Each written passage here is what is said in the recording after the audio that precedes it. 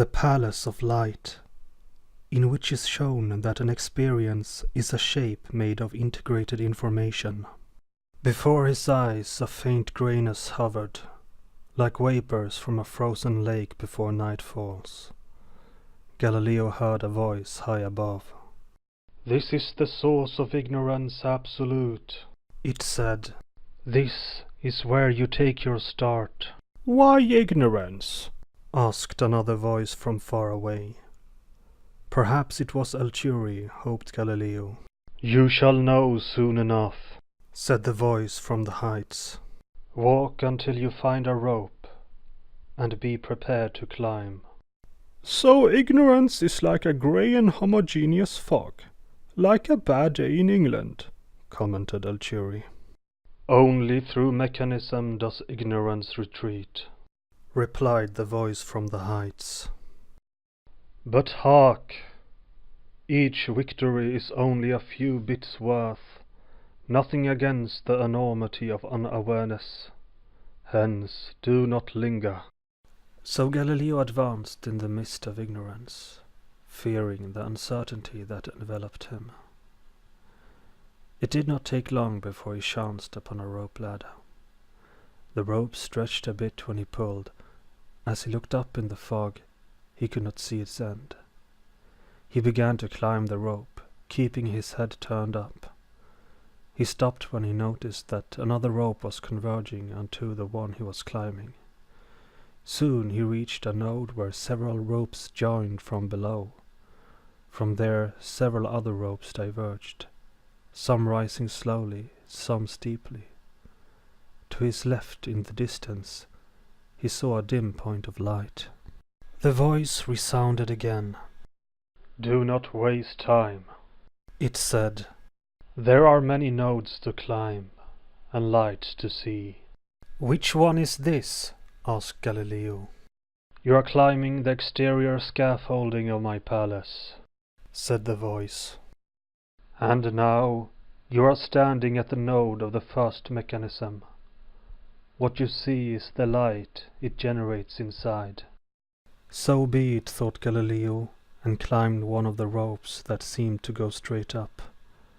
When he reached the next node, he noticed another light far away, not far from where he had seen the first light.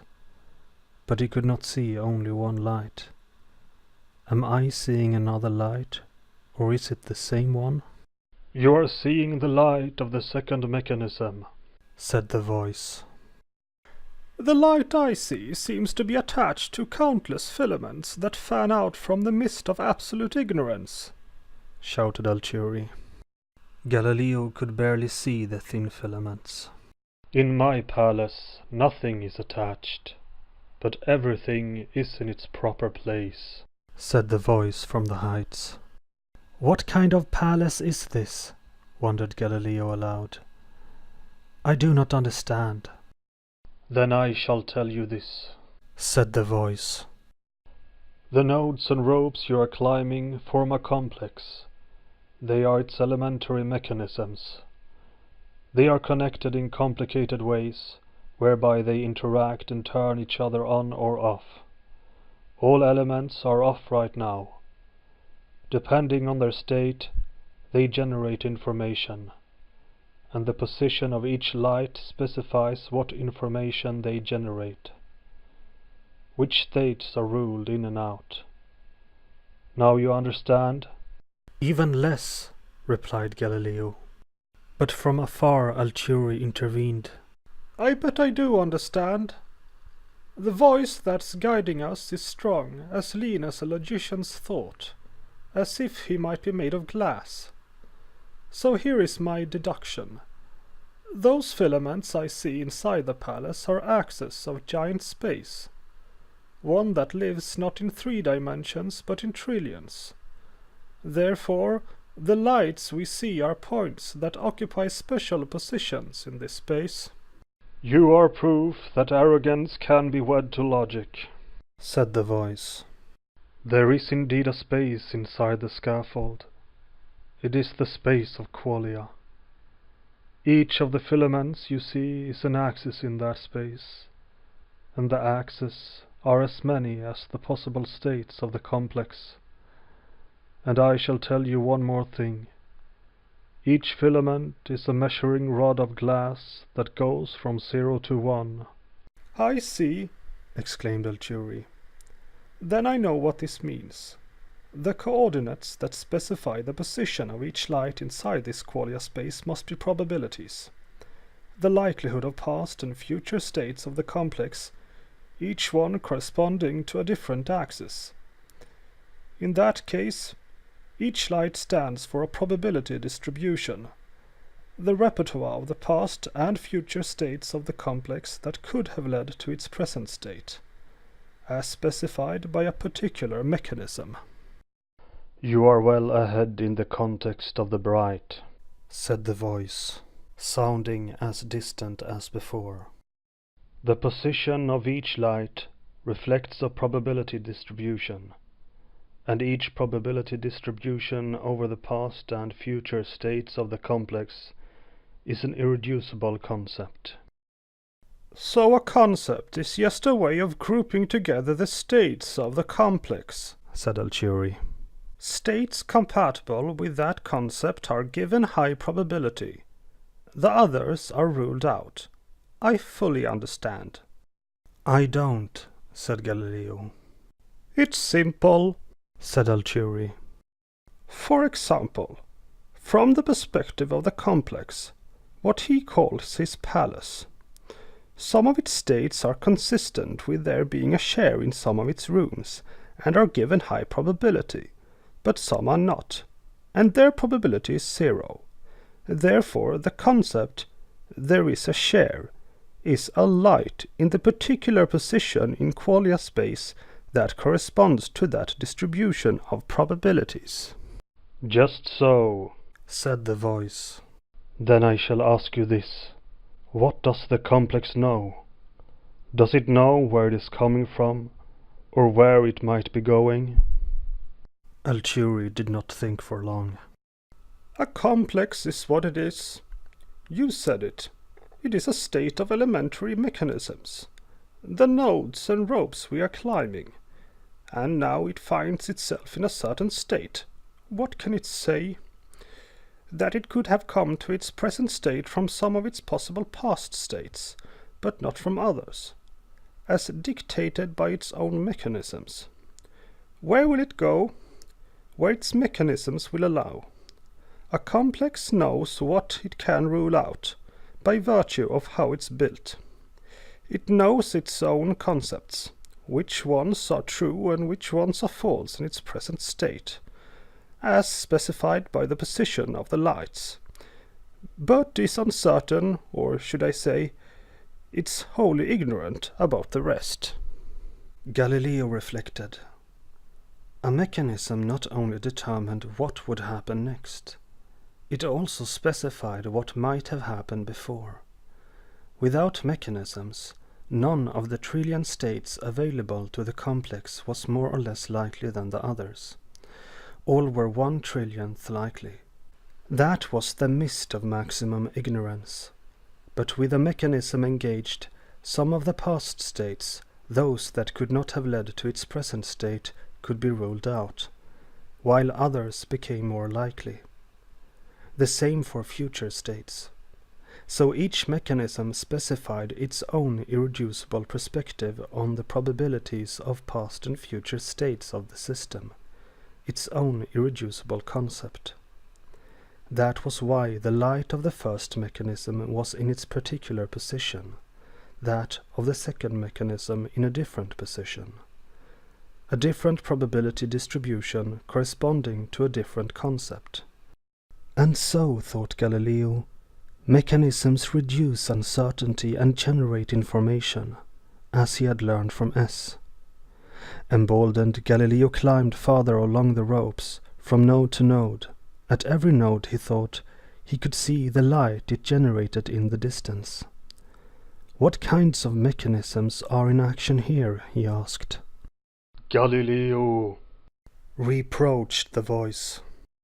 How could you ask such a dim question? What mechanism focuses the diffuse grey of ignorance into a point? Your fortune was built upon a lens, and now you can't tell one when you see it in action. Galileo was stunned. Where are the lenses? You have walked over them, the voice told him. They are the elementary mechanisms, and they are set in the nodes where the ropes join, like precious stones set in their bezels. Each lens is kept at its position by the tension of the ropes that connect to it and pull in different directions.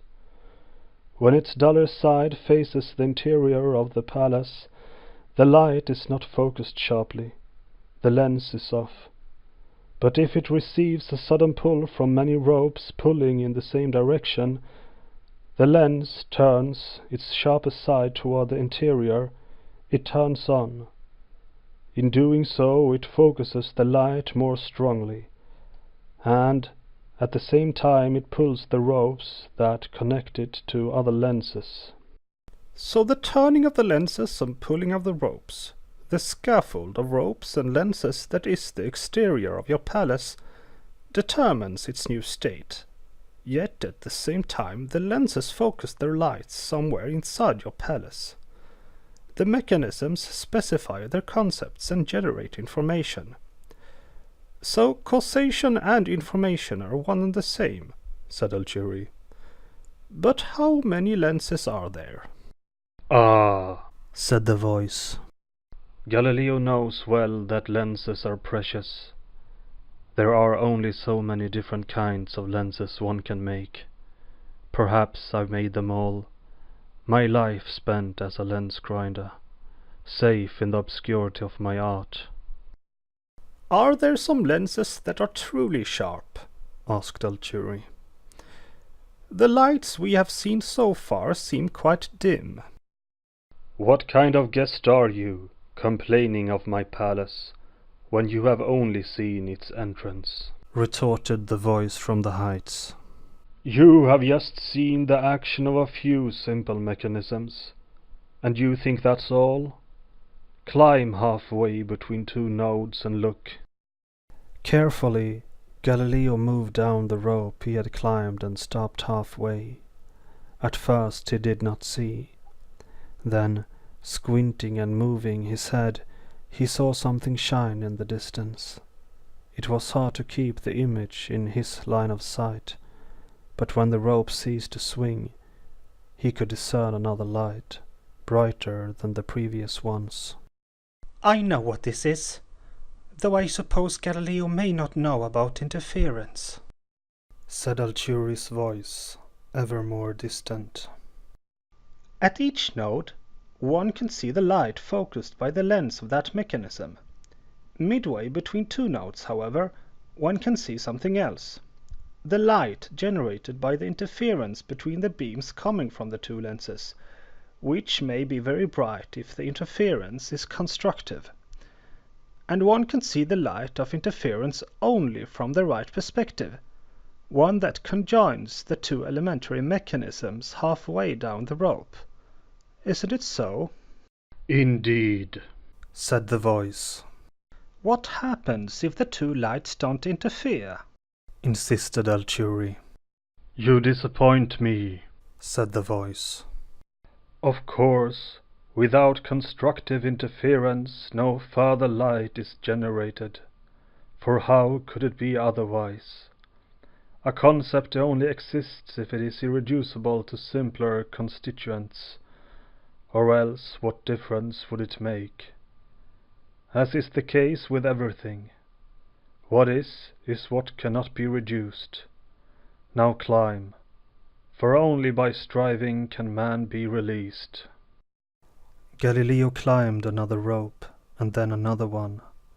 Every time he reached a node, he could see the light it generated, sometimes bright, sometimes almost imperceptible. And at times he could see another light when he was halfway between two nodes. So Galileo went on, climbing rope after rope, all along the spider web of ropes, a mesh arranged as if along the surface of a giant sphere, and at its center, where the countless thin filaments originated, He saw light after light after light until, breathless and dizzy, he heard again Alciuri's voice, now very close. "Quite an expensive palace," laughed Alciuri. "All this work, all this grinding, all this climbing, all this scaffolding of intertwined ropes pushing and pulling the lenses at their nodes, and all these lenses beaming in the dark, but all one sees from the perspective of a single node is a single light. Well, maybe it's not such a bad metaphor for something, no better and no worse than the German's mill. But isn't it cheaper to make metaphors of words, as poets do?" Galileo was mumbling to himself. Are there lights generated by interference among more than two lenses? "Of course," answered the voice. "the lights generated by interference between the beams of two lenses are quite a few, but there are many more ways for 3 beams to interfere, even more for 4, 5, or 6 beams. If their interference lights were all realized, you could never hope to count them." "Why do we not see these other lights?" asked Alciuri. "You disappoint me again," said the voice. "You would need to share the perspective of a combination of many lenses, and that is hard." "Be it as it may," replied Alciuri. "When all is said and done, I still don't see your purpose. I cannot see how all this toiling with lights and perspectives could explain the thing that needs explaining, the quality of experience. Yes, every lens generates information, focuses diffuse light onto a point somewhere, and the brighter the light, the more the information it generates that cannot be reduced.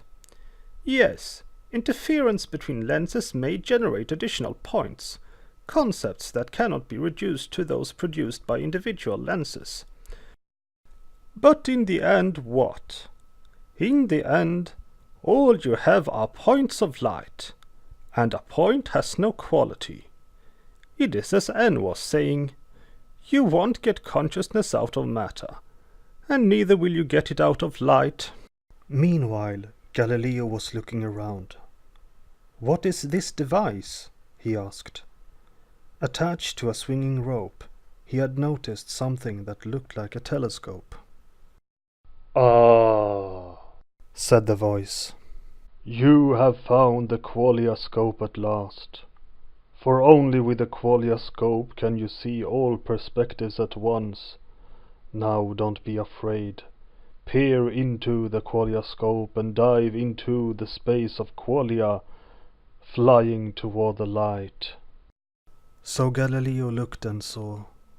At the center of the palace were lights in the billions, billions of shining lights, spread out over the giant space of qualia, each light occupying a different point, some brighter than others, and each of them was a concept, an irreducible concept generated by a mechanism, a single lens that focused light, or a combination of lenses that shone light by interference. He could not see the spider web of ropes, nor could he see the lenses. Instead he saw the dots of light collimated by the lenses, and so he thought, what mattered was not the ropes holding the mechanisms. What mattered was the filaments that outlined the space of qualia, one for each of the possible states of the system. Then finally he understood. It was not the ropes, not the lenses, not the filaments, not even the individual lights that he was meant to see. It was the celestial constellation, the diamond of 1,000,000,000 faces. It was the shape unseen. "Now you can see my palace, its vast, magnificent contours," said the lens grinder. "Behold its myriad lights, though it may seem rising from the mist. Truly it's a magic lantern, unfolding a field of light into the image of experience. Out of sheer ignorance a splendid shape here is created. Out of grey, undifferentiated fog, A phantasmagoric picture is born, a picture of diffractions. Yet it is not in those diffractions that beauty lies, nor the meaning of my work. It is the palace itself that matters, the only one that has true meaning. It is how those diffractions relate to one another, the work that's done by every set of lenses in which direction, and how bright they do project the light, and how they interfere, generating yet more lights. It is the shape that matters, a crystal kaleidoscopic, conjured by a chrysalis of mechanisms, a crystal of beauty phenomenal, begotten by the light that shines through a trillion lenses. It is the quale, the shape that is the quality of experience. "How can one understand such verbiage?" shouted Alciuri. "I think I see it," said Galileo.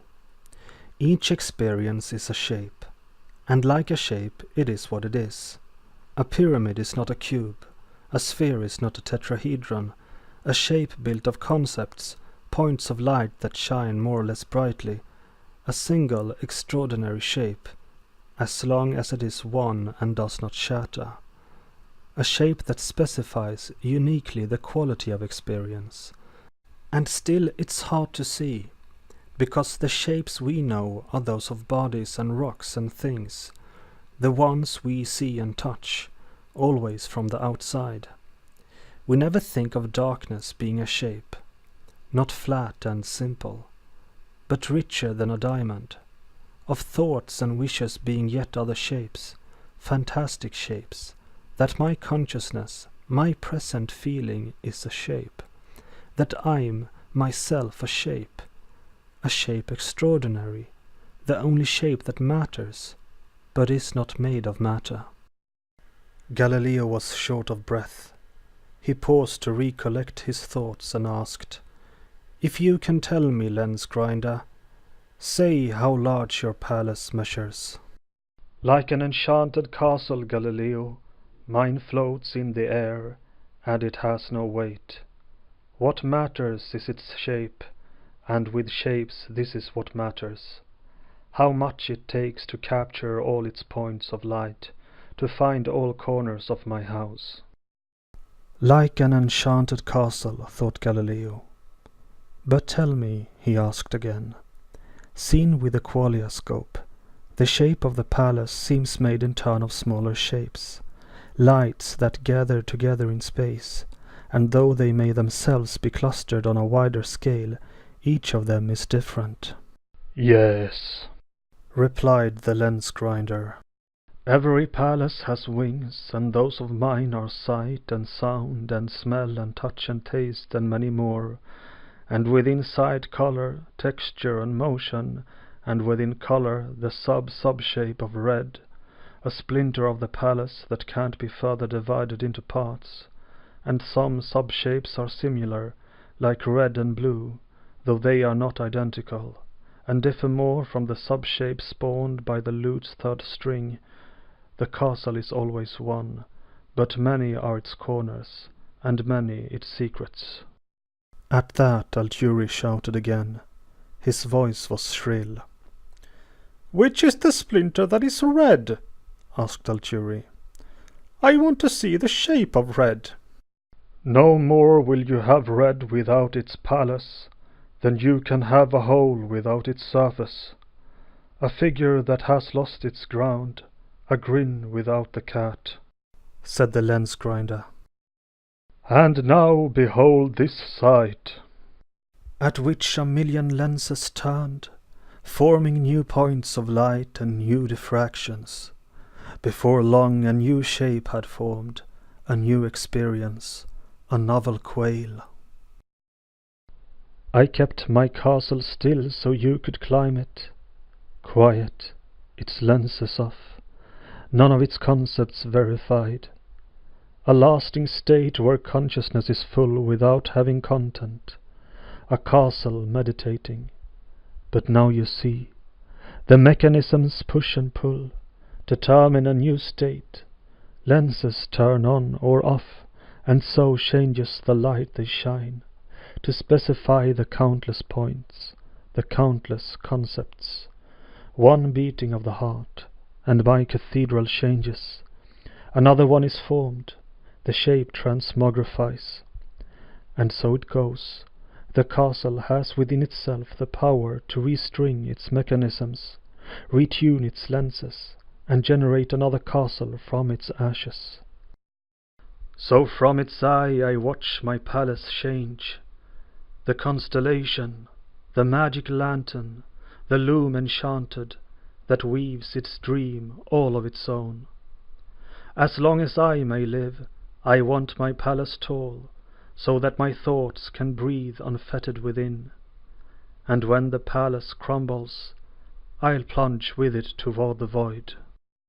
The master grinder vanished, and Galileo was left alone, surrounded by the night.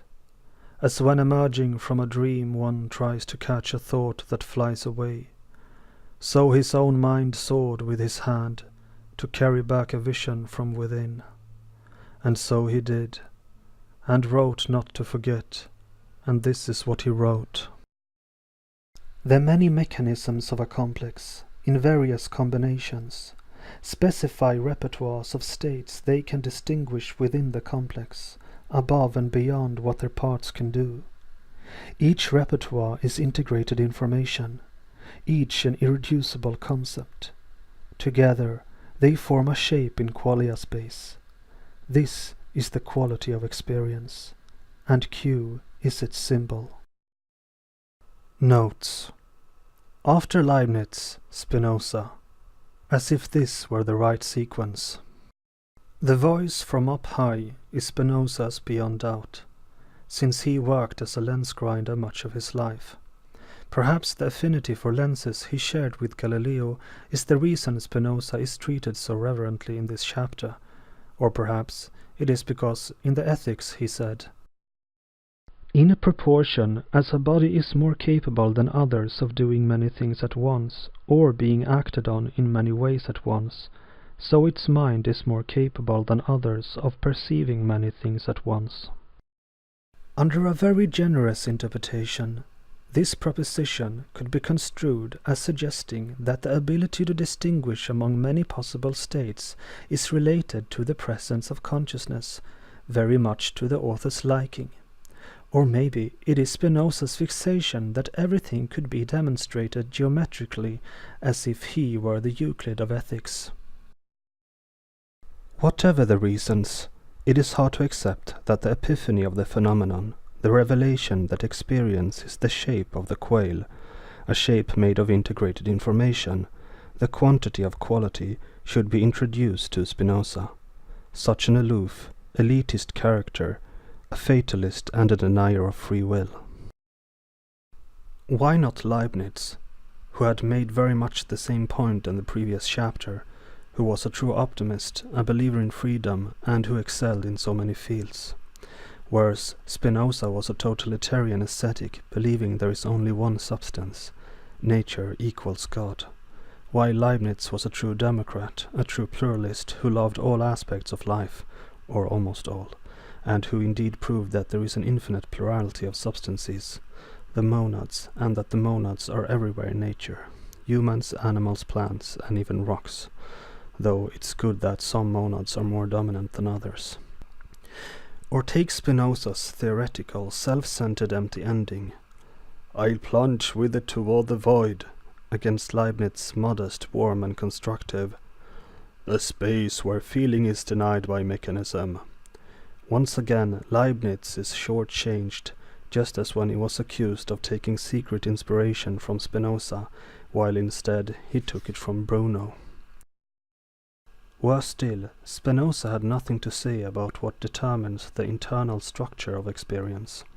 Leibniz instead championed a relational theory that extended even to space and suggested that relational properties had to be based on intrinsic properties of his monads. True, he too had nothing to say about the relational properties that were intrinsic, but then who did?